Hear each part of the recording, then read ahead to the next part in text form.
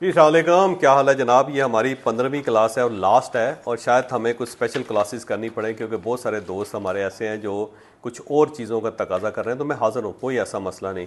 आप एक कोर्स, दो कोर्स, जितनी क्लासेस आपको चाहिए मैं हाज़िर हूँ। आपका सेटिस्फाइड होना ज़रूरी है। मैं आपकी सर्विस के लिए हूँ यहाँ पे। और ज़ाहिर है, जब तक आप खुश नहीं होते, जब तक आप मुतमईन नहीं होते, जब तक आप अंडरस्टैंड नहीं करते हैं, मैं उस वक्त तक आपके साथ मुखातिब होता रहूँगा, आपके सवालों को जवाब देता रहूँगा। कोशिश करता हूँ जो मेरा नाक़िस इल्म है कि उसके मुताबिक मैं आपको जवाब दे सकूँ। बहुत सारे हमारे लोग हैं, मैं देखता हूँ कि वो ज़्यादा समझदार हैं और उनके पास ज़्यादा बेहतर मालूमात होती हैं, लेकिन इसके बावजूद मैं कोशिश करता हूँ कि जो अल्लाह ताला ने सलाहियत दी उसके मुताबिक आपसे मुखातिब हुआ जा सके। तो सर, ये जो 15वीं क्लास है, इसके अंदर हमने क्या करना है? इसके अंदर हमने उन फ़िक्रों का तयन करना है जो कम्युनिकेशन को आसान कर देते हैं। पिछली जो क्लास थी उसके अंदर हमने बताया था कि कुछ ऐसी चीज़ें होती हैं जो आपकी कम्युनिकेशन को डिस्ट्रॉय कर देती हैं, जो आपकी कन्वर्सेशन को बर्बाद कर देती हैं। तो इस मरतबा हमने आपको ये बताना है कि कौन सी ऐसी चीज़ें हैं, अगर उनको आप अपनी लाइफ में शामिल कर लेंगे तो आपकी जो कन्वर्सेशन है वो ज़्यादा आसान हो जाएगी, ज़्यादा मीनिंगफुल हो जाएगी और आपको बड़ा फ़ायदा होगा। पहली बात तो ये है कि ये आपको शायद यकीनन पता होगा कि ये जो अस्सलाम वालेकुम हम कहते हैं, इसकी बैकग्राउंड क्या है। उसकी बैकग्राउंड ये है कि अरबों के अंदर ये रवायत थी कि वो बंदे को बुरे जो खामियां उसकी होती थी या बुराइयां होती थी उससे मुखातिब करते थे। जैसे कि अबतर का आपने वाक़या सुना होगा कि वो वकास बिन वाइल थे, मेरा ख्याल है, जो हज़रत उमर बिन वकास रज़ी अल्लाह तआला अन्हो के जो उमर बिन आस रज़ी अल्लाह तआला, हज़रत उमर बिन आस रज़ी अल्लाह तआला अन्हो के जो वालिद थे उनका नाम था आस बिन वाइल। तो ये जो आस बिन वाइल थे, ये इन्होंने रसूल अल्लाह सल्लल्लाहु अलैहि वसल्लम को अबतर कह दिया था। अब जो अबतर है वो अरबों के अंदर ऐसे शख्स को कहा जाता है जिसकी मर्दाना औलाद नहीं होती, जिसकी नस्ल जो ना आगे चलने का इम्कान नहीं होता, क्योंकि ये पुराना परसेप्शन है, ये कॉन्सेप्ट है कि जी मर्द से औलाद चलती है, हसब नसब चलता है, औरतों से नहीं चलता। ऐसा ही है ना, आज भी बहुत सारे लोग यही समझते हैं, जबकि ये बिल्कुल बकवास है, इसके साथ कोई ताल्लुक ही नहीं है। तो जब उन्होंने ये कह दिया तो फिर अल्लाह ताला ने एक तो सूरह कौसर नाज़िल फरमाई रसूलुल्लाह सल्लल्लाहु अलैहि वसल्लम के ऊपर, और ये बताया कि ये अबतर आप नहीं है, ये लोग हैं जो अपने बच्चों के ऊपर, बेटों के ऊपर, अपने कबीलों के ऊपर अतरा रहे हैं कि जी हमने बड़ा कमाल किया हुआ है। ये अबतर हैं, इनकी नस्लें आगे नहीं चल सकेंगी, इनका आपको कोई बंदा मुस्तकबिल में नज़र नहीं आएगा। जबकि आप जो है हौज़े कौसर के मालिक हैं और आपके अंदर बरकत है, अल्लाह ने आपके ऊपर फजल किया हुआ है, और रहती दुनिया तक, जब तक दुनिया है उस वक्त तक जो है आप और आपका नाम कायम और दायम रहेगा। जहाँ तक मेरा इल्म है, आप लोग ज़्यादा आलम और फाजिल हैं, आप ज़्यादा बेहतर इस चीज़ को अंडरस्टैंड कर सकते हैं, लेकिन जहाँ तक मैंने ये पढ़ा हुआ है वाक़या इस तरह है। अब होता ये था कि अरब जो थे ना, किसी भी बंदे को, मसलन किसी की औलाद नहीं है तो उसको अबतर कहना शुरू कर देते थे, तो उसको अबतर कह के मुखातिब होते थे।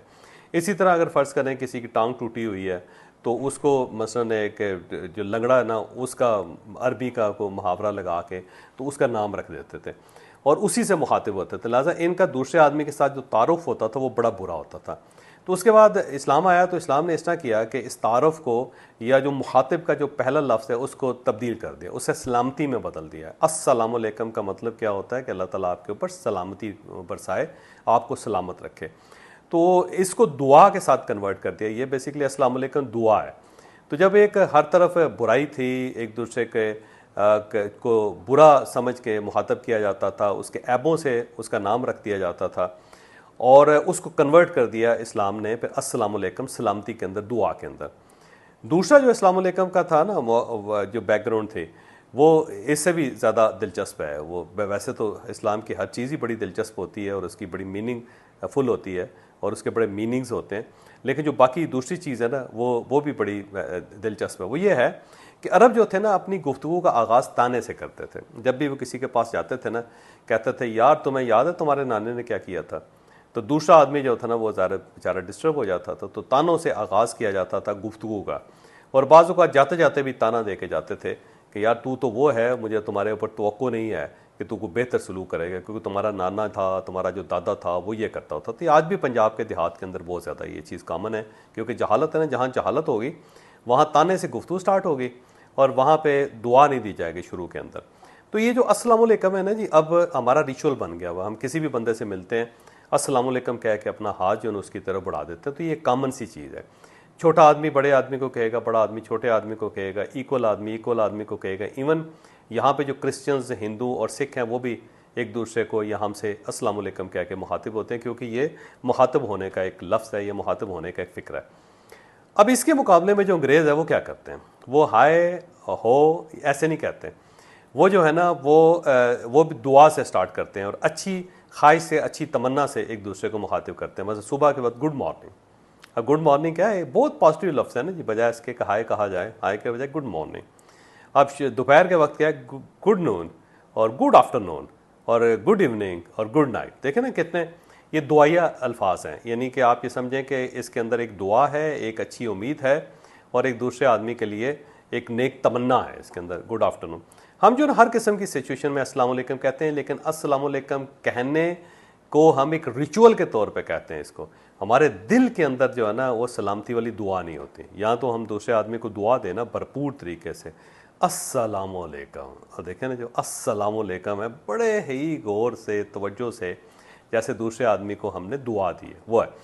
अब ये सिर्फ अस्सलाम वालेकुम क्योंकि रिचुअल हो गया तो ये काफ़ी नहीं है। तो मैं लोगों से कहता हूँ कि इसके आगे और पीछे कुछ ना कुछ लगाएं, और जो कुछ ना कुछ लगाएंगे ना उससे आपका दूसरे आदमी के साथ तारुफ होगा और उससे दूसरे आदमी के साथ आपकी कम्युनिकेशन स्टार्ट हो जाएगी।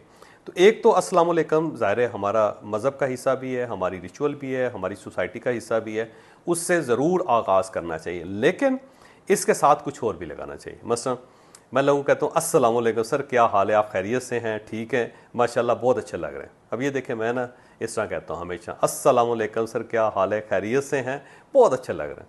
अब मैंने इसके साथ ये मिला लिए। अब ये जो तीन फ़िक्रे हैं ना, अस्सलाम वालेकुम सर, क्या हाल है, खैरियत से हैं और बहुत अच्छे लग रहे हैं, ये जो है ना उसने इसके अंदर अट्रैक्शन पैदा कर दी।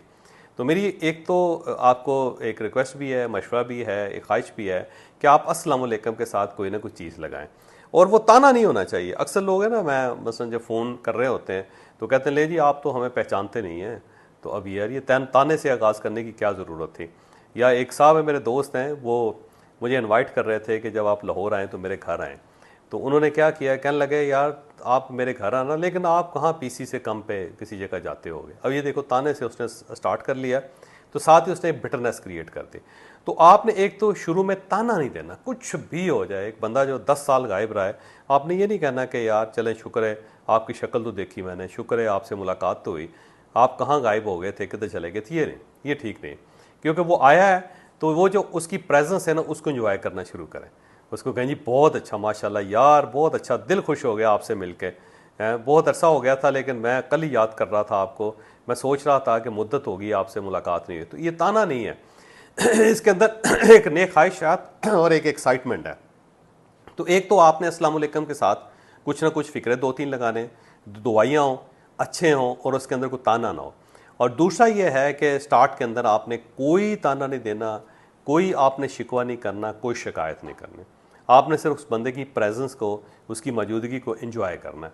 और उसका तरीका यही होता है कि सर मुद्दत के बाद, ये मुद्दत वाली लफ्ज़ भी ना लगाएं तो ज़्यादा बेहतर है, सर आपसे मिल के बड़ी खुशी हो, आप यकीन करें, वाह वाह दिल खुश हो गया, माशाल्लाह माशाल्लाह। इस तरह कह के ना अस्सलाम वालेकुम के साथ तो थोड़ा सा, और उसके बाद थोड़ी देर बाद कोई एक अच्छी बात करें ताकि आप दोनों कंफर्टेबल हो।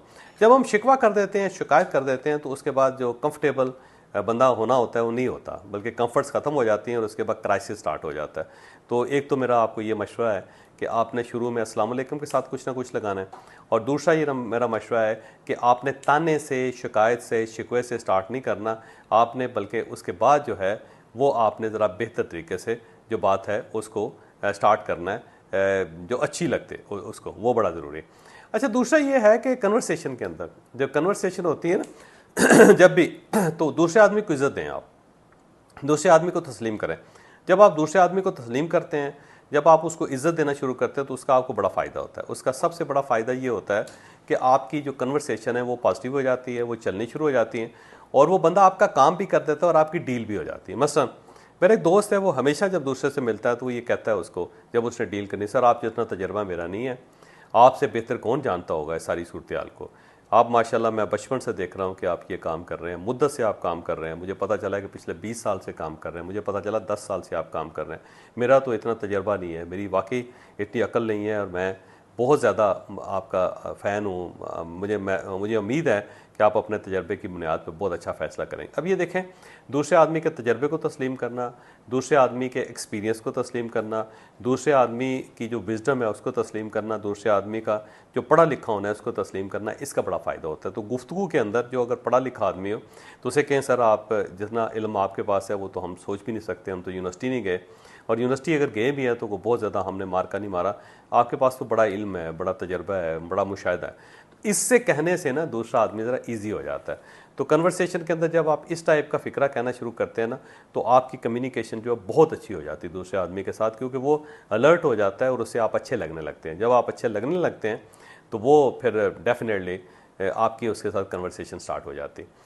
इसके अलावा जो इससे अगला है ना जी, वो ये है कि जब भी कोई बात करें ना तो ये सोच के करें कि आप कुछ सीखना चाहते हैं और इसका बरमला इज़हार करें। उसे कहें सर मैं सीखना चाहता हूँ आपसे, ये एक सवाल है लेकिन ये सीखने के लिए है सर, ज़रा मेहरबानी करें, मुझे वाकई इसका पता नहीं चल रहा, तो ज़रा मेहरबानी करके मुझे बताएं कि ये कैसे करना चाहिए। जैसे कि आप सवाल करते हैं ना, जैसे आसफ बलोच साहब हैं वो सवाल करते हैं, तो वो सवाल के साथ मेरा उनको मशवरा है कि आइंदा ये लगाना शुरू कर दें कि जी मैं बस सीखना चाहता हूँ, सीखने के लिए मैं कर रहा हूँ। तो जब आप ये कहते हैं ना तो दूसरा आदमी टीचर बन जाता है, उस्ताद बन जाता है, और उससे ऐसे महसूस होता है मैं पीर हूँ, मैं बड़ा दानिश्वर हूँ, मैं बड़ा मुफक्कर हूँ और मैंने इसको बताना है, मैंने इसको समझाना है। तो जब ये दूसरा आदमी ये सोचता है तो उसके बाद आपकी उसके साथ एक वेव लेंथ मिल जाती है, कम्युनिकेशन का सिलसिला स्टार्ट हो जाता है।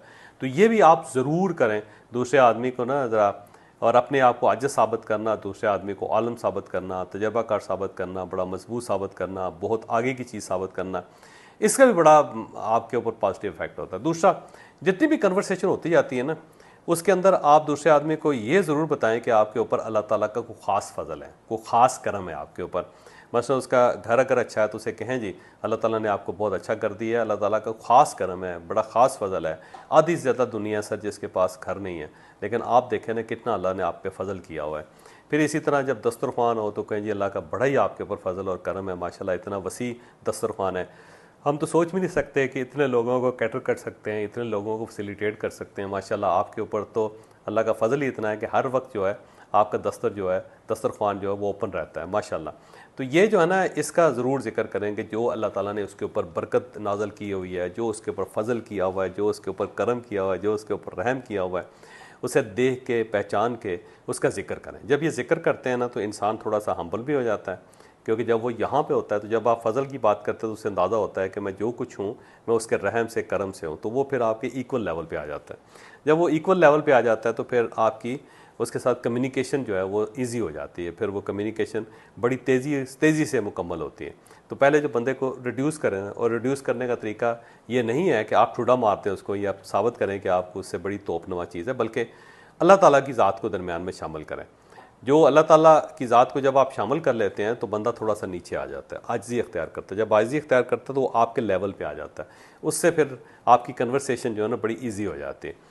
तो बाकी जब आप डील करने लगे ना तो दूसरे आदमी के ऊपर छोड़ा करें, उसे कहे हाजी साहब ये देखें ये मार्केट वैल्यू है इसकी, ये मार्केट का रेट है, जो आप फैसला करें मेरे लिए मुकद्दम होगा। अब आप ये सोचेंगे कि जब आप दूसरे आदमी को ऑप्शन देंगे तो वो गलत फैसला करेगा, बिल्कुल ही नहीं, और ज़्यादातर इम्कान ये है कि वो ठीक फैसला करेगा। और अगर उसने गलत फ़ैसला किया तो उसे कहें जी आप बुज़ुर्ग हैं, आपने फ़ैसला किया, मैं आपको चैलेंज नहीं करता, लेकिन अगर ये थोड़ा सा इस तरह कर लिया जाए ना सर तो ज़्यादा बेहतर हो जाएगा, मेरे ऊपर आपकी मेहरबानी होगी। तो अपना हक़ ना समझें बल्कि उससे मेहरबानी करवाएं, तो वो आपको वो रायत भी दे देता है जो आप तवक्को नहीं कर रहे। लेकिन जब आप कहते हैं ना मेरा हक़ है, मैंने ये किया है तो मुझे ये मिलना चाहिए, तो उसके बाद दूसरा आदमी थोड़ा सा डिस्टर्ब होता है और फासले पे चला जाता है। तो एक तो दूसरा आदमी जो है ना उसके ऊपर छोड़ा करें, जब भी कोई डील होने लगे तो उसे कहें जी आप खुद डील बना लें, आप खुद समझदार आदमी हैं, आपने बहुत अरसा गुजारा है इस मीडियम के अंदर, इस मार्केट के अंदर, आप मुझसे बेहतर फ़ैसला कर सकते हैं।